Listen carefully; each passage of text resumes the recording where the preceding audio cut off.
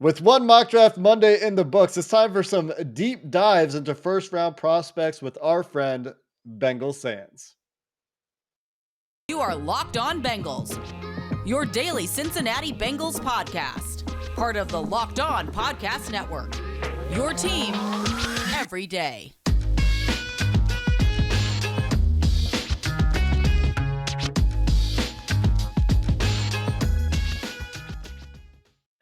What up, Bengals fans, and welcome to another episode of the Locked On Bengals podcast. I'm your host, Jake Liscow. He's your host, James Rapien. Today, we're joined by Mike at Bengals_Sands Santagata to do some deep dives into potential first-round targets for the Cincinnati Bengals. We're part of the Locked On Podcast Network here on Locked On Bengals, your team every day, free and available everywhere you get your podcasts and on YouTube. Make sure you hit that follow button, that subscribe button to get us delivered to your eyes and ears first thing every day, and we appreciate you making us your first listen. Today's episode is brought to you by Rock Auto. Amazing selection, reliably low prices, all the parts your car will ever need. Visit rockauto.com and let them know that Locked On sent you. Hey guys, let's talk about some draft picks, some potential first round draft picks for the Cincinnati Bengals. We're joined today, as I mentioned, by Bengals_Sands, Mike Santagata. Find him on Twitter. He's going to get you some video clips, some articles over at allbengals.com. All you need leading up to the draft, some great scouting reports. I want to do some deep dives. We're going to do this as a series leading up to the draft with Mike. Today, we're going to focus on 3 first-round names, a couple of which I think Bengals fans may be a little too down on. Tyler Linderbaum, Kyler Gordon, Kaiir Elam, a couple of guys that I think Bengals fans have potentially written out of the first round, and one guy that I think Bengals fans might be looking at as an ideal case. We're going to start, though, with maybe James and Mike's ideal case for the first round, who some of you think can't play in the NFL, I guess, and that's Tyler Linderbaum, the standout center from Iowa. Obviously, there's some length, weight issues there. He didn't test. We don't know how strong he is, although you can see it on tape. You don't know how agile he is or how fast he is, but you can see these things on tape, right, Mike? Absolutely. I mean, this is a guy that on tape looks like a 95th, 98th percentile athlete. He's not like the most athletic person I've ever seen, but I mean, for that size, close to it. I mean, just a step down from the Jason Kelce's of the world. This guy, I have no questions based off film on his athleticism. Mike, when you see people say, 31 and an 1/8 inch arms, and man, he's just the next Billy Price. And naturally, that's what Bengals fans are going to point to. Your thoughts after diving into the film and watching Linderbaum, your response to that. So when you think of Billy Price, I mean, even in college, what's the first thing you could think of as something that was like super positive? Like, this is why we're drafting. Because it felt a lot like, well, he's not bad at anything, but he has short arms. He's a good guy. He's a great guy. Intangibles. He's got in the intangibles, sure. With Linderbaum, things pop on tape. Like he has like superpowers. I mean, his first step, I think, is Jason Kelce level. Like his first step or two. I don't know if he has the long speed to run downfield with a defensive, like a safety and block them. But I mean, linebackers, defensive linemen, he routinely, and this isn't normal, when they run like a wide zone, which the Bengals will most likely run plenty of next year. When they run that, they don't even a lot of times give him help on a 3 technique, which is outside of the guard. They're just like, you could reach that. Let's give our guy a straight line at the linebacker. And he does. Like, he doesn't fail at doing that. Like, that's absurd. And then to go with that, when he does get help and he works those combination blocks, one of the best I've ever seen at knowing exactly when to come off or when to take over. Like, he just a natural feel, but maybe he works on this a ton with all of his like linemen that he works with. And hey, I thought the 2 guys that'll be next to him, if they draft him, were also pretty darn good on these blocks, but it's just insane to see him at Iowa.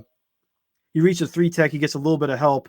And once the guy leaves to the second level, he's just shifting over because he's an athlete and shifting his feet, moving over, flexible, and just seals him off. He gets in the perfect lane that way. Or if he's going the other way, maybe there's a 1 tech or a head up nose, and he gives the help to like post them up, the other guy drives him. And once he feels that other guy is ready to take over, he goes to second level, and he's a monster at the second level. He'll drive those guys off out of the screen. So when you think of Billy Price, I couldn't tell you, it's been a while, but I couldn't tell you like what was his best trait like on the field, not his leadership or his intangibles or anything like that. Like physical trait on the field, I couldn't tell you what his best one because he wasn't this level of an athlete. And Linderbaum, it's easy to tell you what his best trait is. It's all that athleticism, the flexibility, and he's, despite that size, he is nasty. He is a big tone setter, glass eater, all of those phrases that you want to hear. He drives guys into the ground. When they faced Penn State, he drove Brandon Smith into the ground, I think 6 times. And I thought Brandon Smith would have to square up at some point because these are like the ball got released, but he's just going to keep driving them into the ground. It's just like rude. And it made me go, "Ooh, I don't know if I want Brandon Smith if he's getting bullied like this." But the guy there's so much to like about him. And that's the main difference with him and Billy Price is with Billy Price, you saw him and you thought, okay, he should be solid. With Linderbaum, you see him and you go, okay, this guy could be elite. And what are you looking at when you're evaluating centers? You talked a lot about some of the run blocking stuff there. I think James is like, okay, tell me, can he pass block? Or tell me, how is he going to help protect Joe Burrow? How is he going to get communication right along this offensive line? How is he going to handle stunts? How is he going to combo with Ted Karras and in pass protection if Karras has to move out to left guard? So if you're looking at Price as a potential Bengals fit, what are the primary things you're looking at? And what are the things that, he can bring in a pass protecting standpoint, or is the size something to be worried about there? So Linderbaum, the size, that was one of my negatives is that I don't think it's terrible. I don't think the size really shows up that much, but when he faces like a big nose, and this almost happens more in the run game, he doesn't really move them that well by himself. And so you need to give him a little bit of help there. And he could take an initial contact. He can take a little bit of blowback, but he is quick to drop his anchor, which is honestly more important than the 5 or 10 pounds that he can put on. He plays with good pad level. And with the stunts, everything that I didn't see anything concerning pre-snap or post-snap with him to think, ooh, he keeps missing like a saw blitz, a Sam Will blitz at the same time. He's not picking that up or putting his guys in the right situation. Or if they're sending four week, he's sliding the line, but he's not sliding. I don't know anything like they're sliding the wrong way. I've never thought that. And when it came to stunts, I mean, I never saw him fail on a stunt really. And even though he suffers initial blowback a little bit, he's able to pick up those penetrators eventually and move him over, or the looper that he might knock him back a little bit, but he quickly anchors down, protects. I think he's a good pass protector. Now I do think where he could be elite is in the run game. I don't know if he ever gets to being an elite pass protector. If you face a Vita Vea, they've got DJ Reader, so he doesn't have to worry about that. But some of the real good like pass rushing nose tackles, and that doesn't mean guys that get a ton of sacks, but guys that can really push the pocket. Maybe you want to give him a little bit of protection. I mean, this is what the Eagles do with Jason Kelce. You just kind of attach at least one guy close by to his hip, and maybe he's trying to drive him over to his help, and Alex Kappa takes his head off because you've got 5 guys there, and unless they're going to send 5, you've got 1 to help out. So I think, and overall, I think center pass protection, it's almost more about the processing and getting your quarterback and offensive line in the right place than it is really being able to one-on-one pass protect, because even though the league's shifting to these odd fronts with a head-up nose tackle a little bit more, usually those guys aren't the best pass rushers, and then B, to go with that happens maybe 50% of the time. Most of the time, you're especially on passing downs, you face that 4-down even front without a head-up nose. So I don't have too many concerns about the pass protection, although I guess you could have a mild worry about facing somebody like Vita Vea, and you want to leave Alex Kappa tied to his hip. So would you see this as a significant upgrade for the Bengals offensive line overall, considering the positional value? Is it worth the 31st pick, I guess?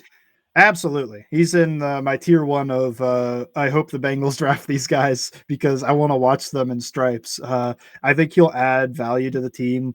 I mean, in the run game too, it's just night and day will be the difference. And I think the center is pretty important on wide zone to be able to reach those 3 techs. So Trey Hopkins coming off the ACL is a little slow getting out of his stance and things like that. This guy's not going to be slow getting out of his stance. And I think you'll see an upgrade in pass protection too, especially over last year. So overall upgrade in every facet of the game, despite the dinosaur arms. I'm into it.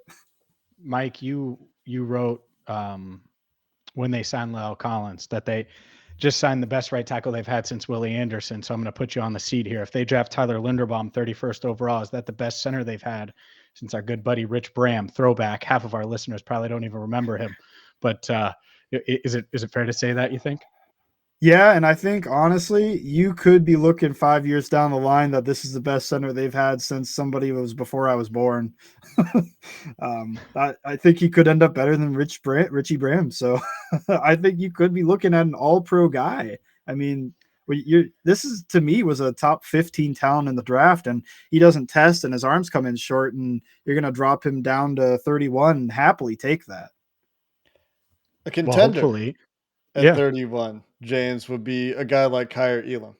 I think that they're probably looking at defense first. We've had that feel since the combine. We'll dive into some Kaiir Elam tape, some strengths, some weaknesses, and how he stacks up with Tyler Linderbaum coming up next. Yeah, maybe if Linderbaum isn't there, they could settle for Elam.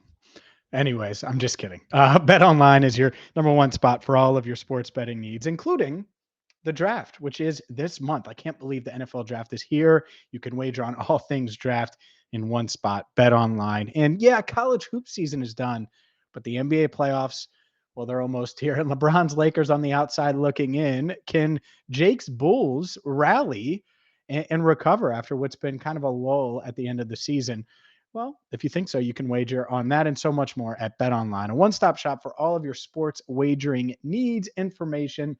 It's free to sign up. So check them out today on your mobile device, PC, or laptop at BetOnline, where the game starts. I'm not very confident in the Bulls' ability to beat good teams, James. Just going to say that one thing about the Bulls, and we'll move on to Kaiir Elam, because when you talk about Linderbaum as a potential all-pro, it's hard to imagine sitting at 31, picking between these two guys, and they might both be gone. Very, very real case where they're both gone. But it's hard to imagine sitting there picking between these two guys and saying, okay, we could get an all-pro offensive lineman to go with all of this investment we've put into our offensive line, or potential all-pro, I should say. Or we could get a corner that's really good. I think that there's, a positional value thing there that makes you consider the corner still quite deeply.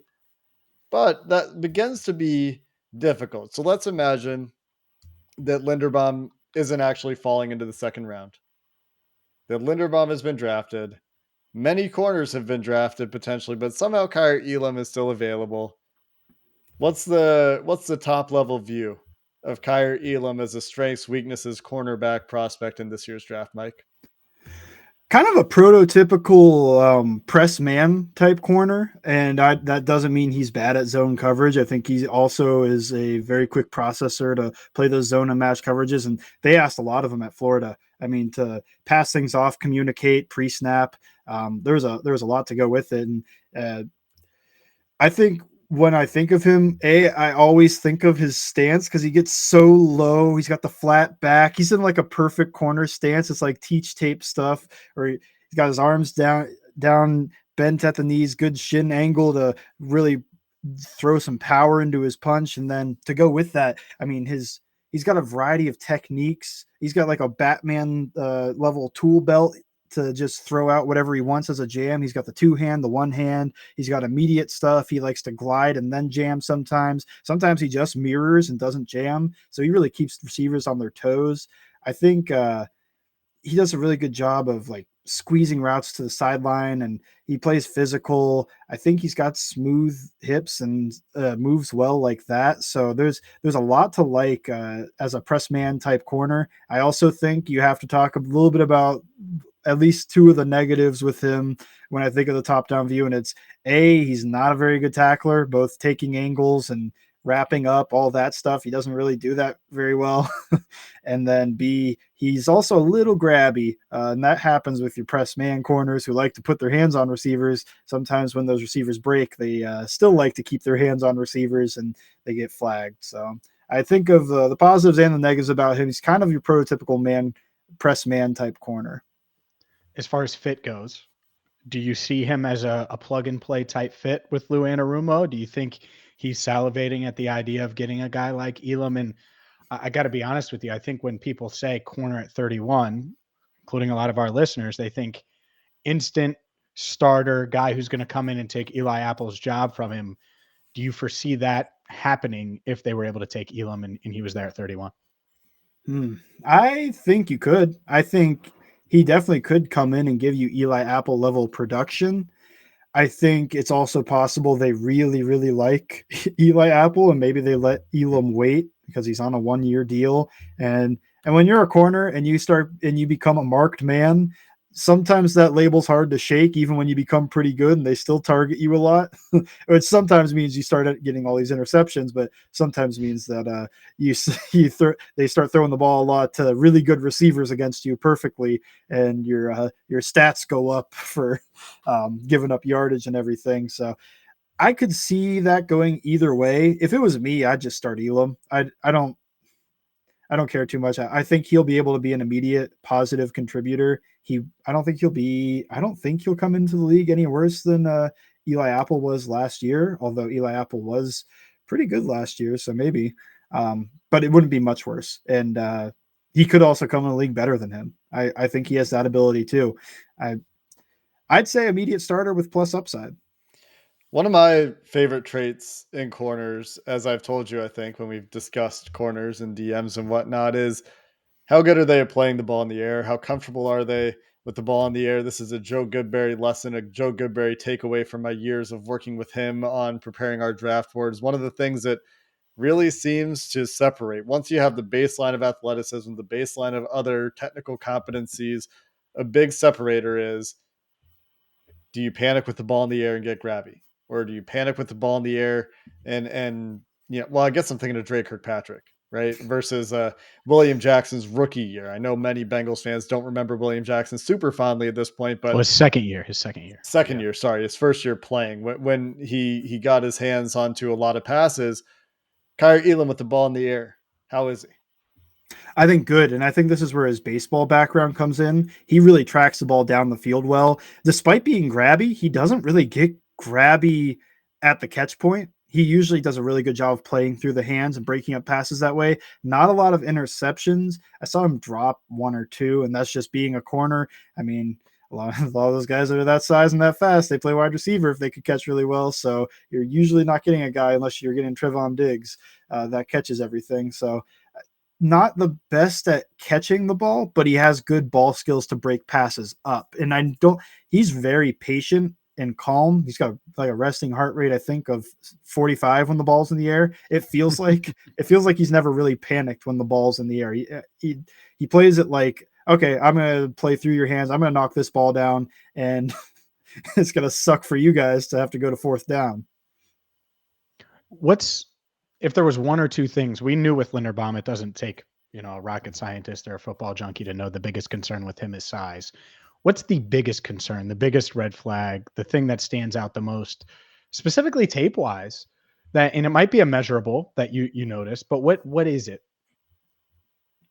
Yeah, definitely not a measurable, I don't think. But on tape, there was it was the 2 things I mentioned. And I'll go with being grabby at the break point. And like I say, he's not grabby at the catch point, but he does get grabby at the break point. And in the NFL, they're less lenient about that. And he was already picking up some holding and pass interference calls because of it.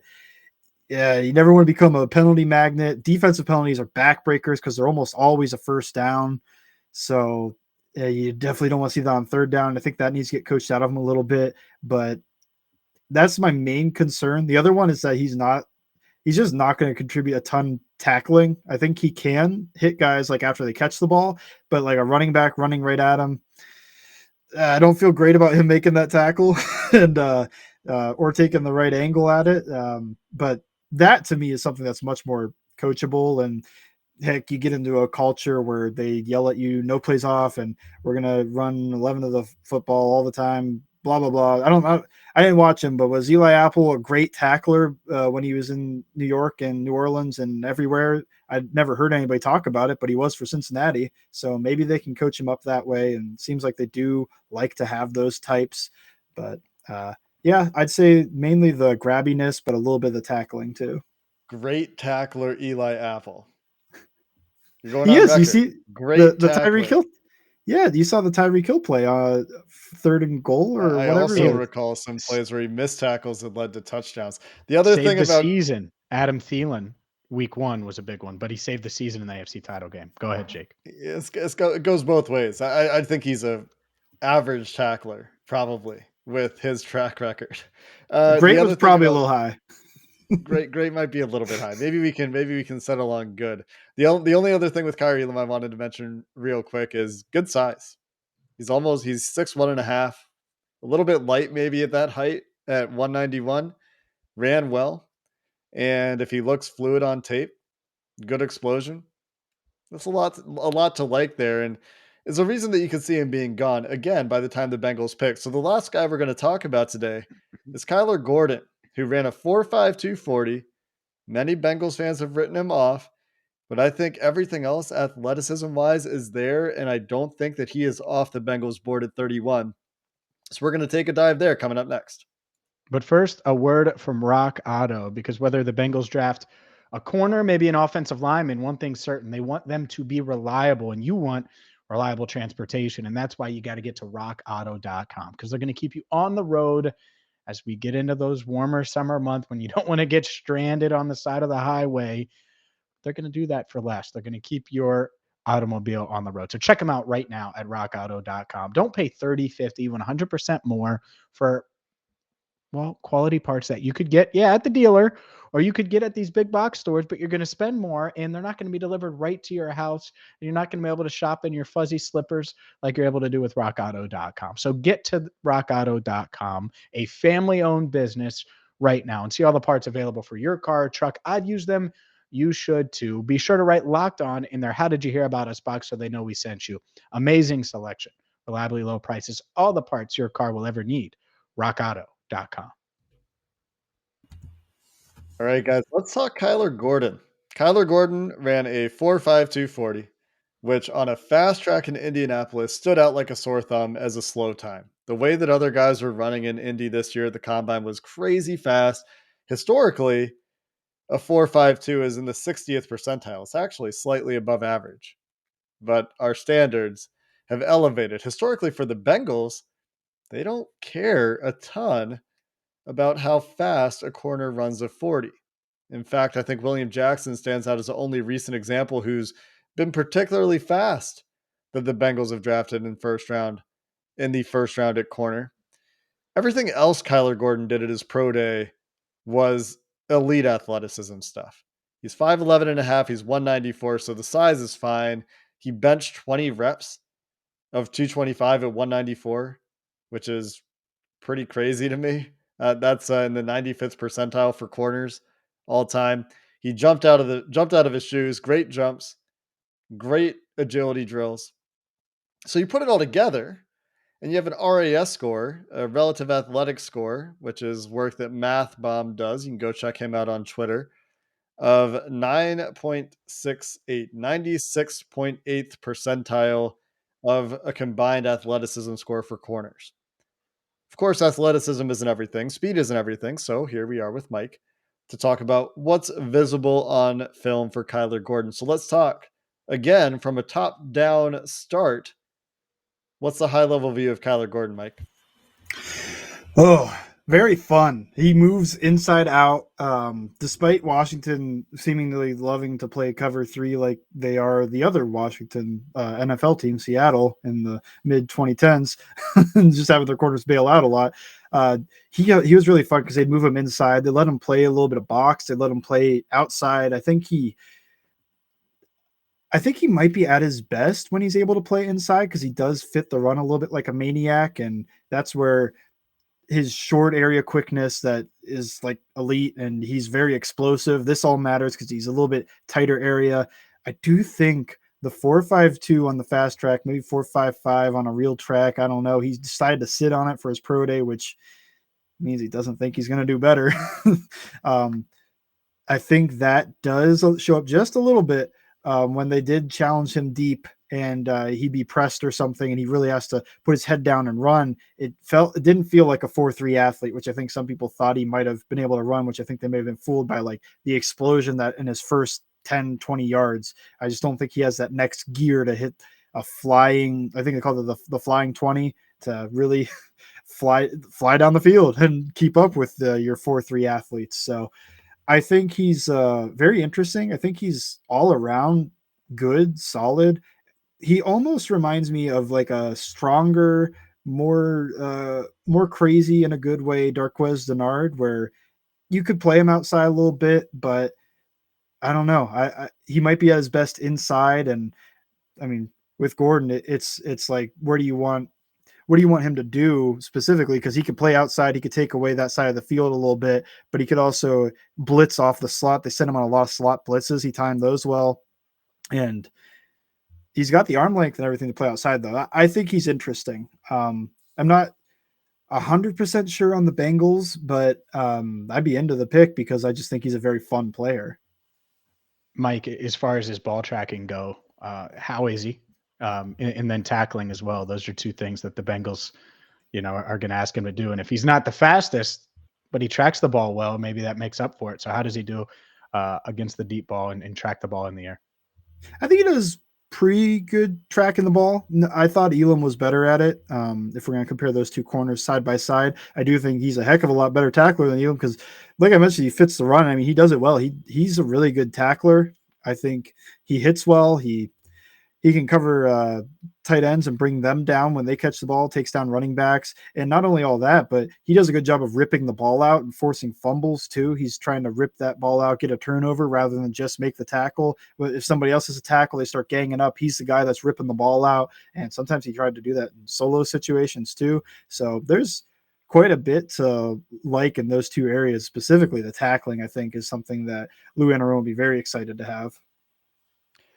What would make you hesitate on Kyler Gordon if you're the Bengals? So historically, I'll just give some context here. The last three corners they drafted in the first round, William Jackson obviously ran well. He ran a 4.37. But before that, it was Darqueze Dennard, 4.51, and it was Dre Kirkpatrick, 4.5. Now, one of those players I think turned out a little bit better than the others. But in every other category, Kyler Gordon checks their boxes. And they don't seem particularly picky about speed, at least just looking in recent history. A lot of 4.4 corners, 4.4 something corners, but it's also just kind of the way the position goes. Darius Phillips, another 4.5 something athlete. So if you're the Bengals and you like corners to tackle, you like corners that play the run, you like corners that might be able to help against, the Lamar Jacksons and the Nick Chubbs of the world. What gives you pause? Is it that you think he maybe can't play outside? I don't know if it's that he can't play outside. I think I'd play him outside and I'd feel okay about it. I do think if you're drafting an outside cornerback, Elam would be the way to go if they're both on the board, but it's very possible they're not both on the board. So maybe you're looking at Kyler Gordon versus some of those interior offensive linemen or maybe a defensive lineman or whatever, safety, something like that. And you think, well, we could play him outside for now. And then maybe as he grows and maybe we could find another outside corner and then you could really use him as a versatile chess piece to move wherever you want. I just think you might maximize his potential if he was inside. Now I understand that probably positional value would want you to have your first round pick outside because slot corners a little devalued in comparison. I mean, Mike Hilton's one of the best slot corners in the league and he's getting like 7 million, but the best outside corners get like 17 million. So there is a positional value as to why you wouldn't move him inside. I just think he would be so fun, interesting, and a great player on the inside. On the outside, I just have like mild concerns of he did a lot of bail coverage and that's fine, but I want to see an outside corner be pressed up more often and maybe do a little bit more backpedal than bail and maybe press, man, jam, all that stuff. And you don't have to do that. There's certainly outside cornerbacks that don't do that, but that's what I think of. And that's why I really like Elam on the outside. But when it comes to Gordon, it's the long speed a little bit. Can you trust him if 3rd and 2 and you're going to play cover 1 with press across the board? Very common to do on a 3rd and short situation. The Bengals are actually above average in the league at doing that. So can you trust him to do that and not get beat on the 3-step go ball to whoever? I can't name a Marquise Brown. Sure. Yeah, there you go. Can you trust him to do it against Marquise Brown and keep up, or is he going to get stacked and beat downfield? And then does he have the long speed to catch up? That gives me a little bit of a pause where I think Elam would be able to disrupt a guy like Brown and get a good jam into him so that he doesn't fly off the line. I'm not sure Gordon can, and maybe he just stays outside and on top, but it just gives me a slight pause, just a slight pause of, okay, I could see a little bit easier of how this doesn't work out on the outside with Gordon with the long speed, and a little bit of the he didn't do everything in college compared to Elam. And when I look at Gordon inside, but the Bengals have a guy on the inside, but when I look at Gordon on the inside, I'm like, ooh, not going to get challenged vertically too often, but that's where all the underneath stuff, he's explosive, he's quick, he's smooth, he does everything well that you want. He just doesn't have that last gear to really catch up to guys down the field, like 30, 40, 20 to 40 yards downfield. Mike, would he be a day one starter? Much like I asked you with Elam, this is whoever they pick at 31. If it's a corner, everyone's going to say, all right, that's Eli Apple's replacement. Apple to the bench.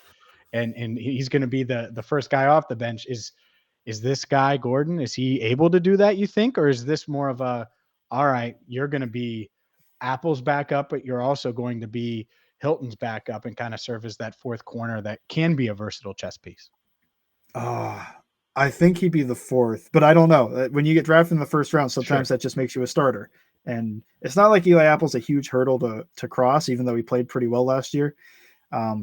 So maybe they put him in, and corners are a position that gets injured, so he'd probably get some playing time eventually. But I think he might be more of the 4th corner type that they slowly bring into the fold, whether that's from a Hilton injury or they just get into a dime personnel and they use him instead of a safety, or an injury on the outside.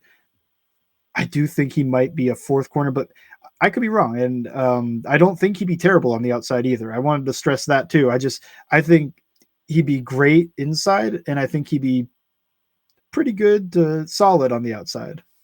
The last note for me on these guys is Kaiir Elam is a younger player. I think that Kaiir Elam is clearly a better prospect for a number of reasons. One of those is that he's going to be turning 21 in a month on May 5th. So right after the draft, he'll be 21. So a much younger player, but has experience, has a lot of SEC experience. And I think that the reason we wanted to talk about Kyler Gordon, I wanted to talk about Kyler Gordon today, is that I don't think the Bengals have eliminated him from the 1st round. If all these other guys are gone and they can't trade back, somehow it's just doomsday scenario at 31 and all the players they want are gone. I don't know that they would hate picking Kyler Gordon, even though he did have a little bit of a long speed issue. And you're right, Mike, specifically the observation about long speed. You look at his 40, his splits, his 10-yard split was good. And then his 20-yard split wasn't so good. And his 40-yard overall was even worse. So it does seem to be borne out by the numbers and the testing numbers for him on the long speed. So if we you're got to get that stacking man some Built Bars. That's what we got to do. That dude will get more gas in the tank if he gets the power of the #1 protein bar on the planet. I'll reach not out even to his sponsored agent. by Built Bar today, but there you go. It's true. I think I'm just we speaking went the in truth. order of the way that I would pick these guys: Linderbaum, Elam, Whoa, Gordon. Jake, you would have Linderbaum first. Well, if you're I'm telling me I can surprised. get a guy that's a potential All-Pro center, I'm I'm taking that. surprised. I'm surprised. I mean, I've So been here's Team Linderbaum for a while. So I'm not against Linderbaum. I just think, and we're going to have this conversation many times leading up to the draft, and we'll spend more time on it leading up to the draft. Their 4th corner right now is Jalen Davis. Their 5th corner right now is a guy that you haven't heard of. And so last year, their 5th corner was Darius Phillips. Their 4th corner was Eli Apple around this time in the offseason. So you feel quite a bit better about corner depth last year, and they're going to want corner depth this year. And I agree with them. They need corner depth. So that's where Darius it gets Phillips doesn't really complicated. count though. Like, I know But people but but liked him, last but year, this time, he was seen as a good fifth corner. by fans, I also saw him as a good fifth corner a year ago at this time. he didn't play at all at defense. If I, unless I'm wrong, No, but he wasn't very good this year. yeah. I'm So not debating what he did in the past season. I'm saying last year you felt a lot better about corner depth, and I would like to feel better about corner depth. And at some point, there's finite resources, and so it gets complicated. But there's a lot more time for that conversation. That's a very big conversation that we don't have time for today. We'll be joined by Mike a few more times leading up to the draft to do some player deep dives on potential first round targets and beyond. We'll also have some other guests coming up as we prepare for the draft, less than a month away. Until next time, Bengals fans, thanks for listening. Hoo day, and have a good one.